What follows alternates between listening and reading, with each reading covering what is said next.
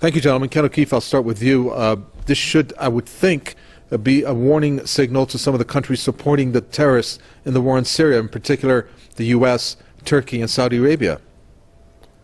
Yes, well, I hope actually that it's even more of a wake-up call for us to realize that we are ISIS, that the Western governments that are in bed with Saudi Arabia, who is the primary funder of ISIS, along with Qatar and other Gulf states, we not only provide the political cover and military assistance to Saudi Arabia while it slaughters innocent people in Yemen, but we also provide the cover for them to go ahead and do their dirty dealing with these psychopaths who are running around Syria and other parts of the world as well, Iraq. Let us remember that before the United States invaded Iraq, there was no Al-Qaeda in Iraq. Look at it today. Let us also remember that when Gaddafi was in power in Libya, there was very little Al-Qaeda. And in fact, now we look at it, and it's an absolute basket case full of these operatives. And we look to Syria as well as yet another example of where these problems were actually quite under control in terms of Al-Qaeda. In fact, Bashar al-Assad was assisting the United States, this is all on record, in a very meaningful way. In fact, many of the tortures that were being carried out were being done by Bashar al-Assad, or at least his regime, in order to extract information from people that we were supposedly fighting. I believe that it is beyond any doubt for any sensible person to realize that not only is the United States providing the financial cover, military cover, political cover for these terrorists through our proxies, but we've also, in pure technical sense, provided the training for these people in Jordan, and Turkey, another one of our best friends, has been shuttling these psychopaths across the country from Turkey into Syria for a long time now. So, the idea that the West is actually fighting a war against ISIS is beyond ridiculous. So what we really need to do is start realizing the fact that we are ISIS, and the reason why our corrupt, treasonous governments are carrying out these policies is because they do not represent us. They represent the bankers, and the bankers make a hell of a lot of money off of war. And more importantly, as long as we're all fighting each other, as long as we're all not trusting each other, as long as we're all simply being played as pawns over and over, then they can maintain this tyrannical system of never-ending war. So this is really the wake-up call. What has happened in Paris is us. We are responsible through our corrupt governments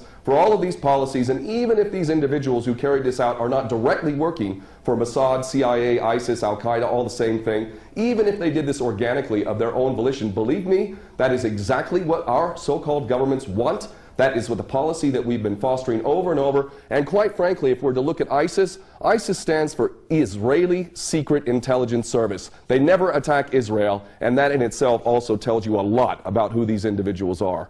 Well, some of the events there, Ken O'Keefe, that our guest Rodney Martin talks about in terms of Islamophobia being created again, or more policies to exercise against Muslims, well, maybe this is what the intent is behind these attacks, if there are any hands at play behind the scenes of some of the countries involved in this so-called war on terror.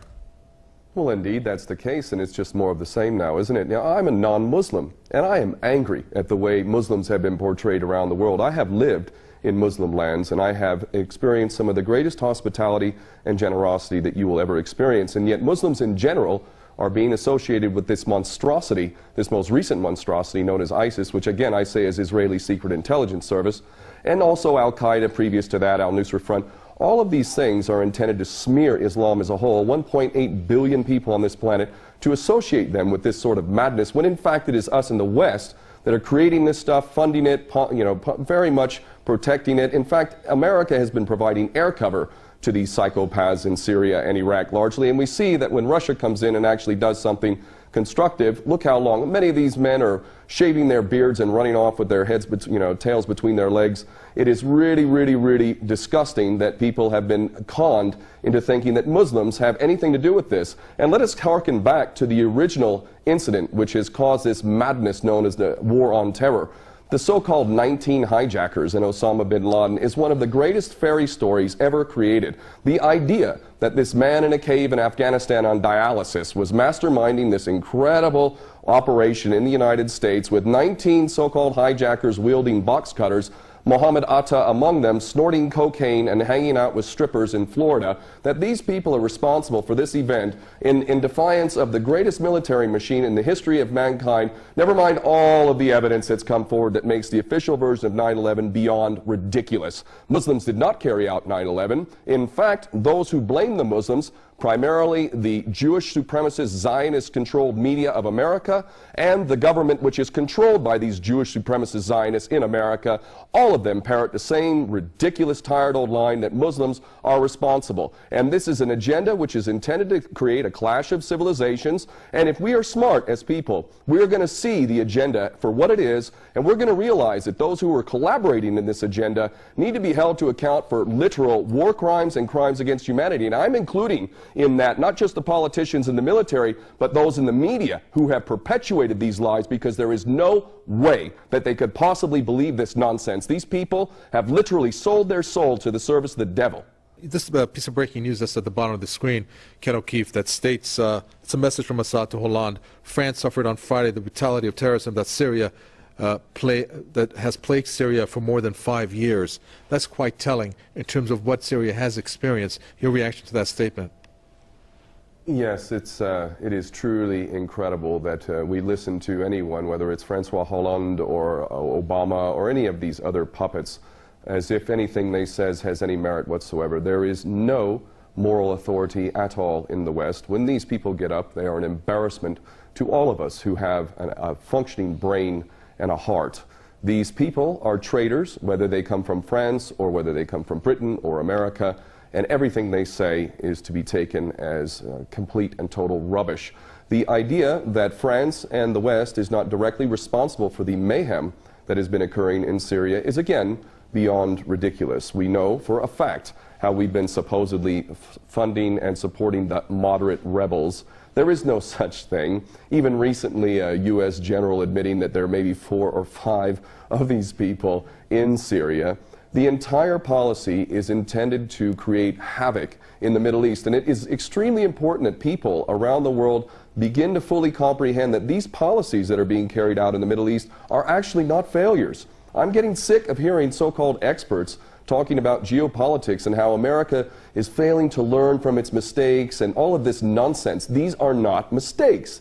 These are intentional policies to wreak havoc, to sow the seeds of sectarian hatred. Again, let me cite the fact that before we took Saddam Hussein out in Iraq, there was no Al-Qaeda in Iraq. Also, when we played this game in Libya, there was no such thing as ISIS and all of this madness that's going on in Libya today. Syria, again, while it had its problems, and it certainly had its human rights abuses, most definitely did not have the problem that it has today. Every country that we touch by Western policy, every country that we touch in the Middle East is full of these monsters. Let's look to Iran, the country that we claim to be the biggest threat to everyone, the Israeli Jewish supremacist agenda, which constantly tells us that Iran is the big threat to the world and that it wants to wipe Israel off the map. Let's look at Iran. Let's look how many attacks by Al-Qaeda and ISIS are occurring here. Let's look at how Iran has been fighting MEK, a true terrorist force that has killed over 20,000 people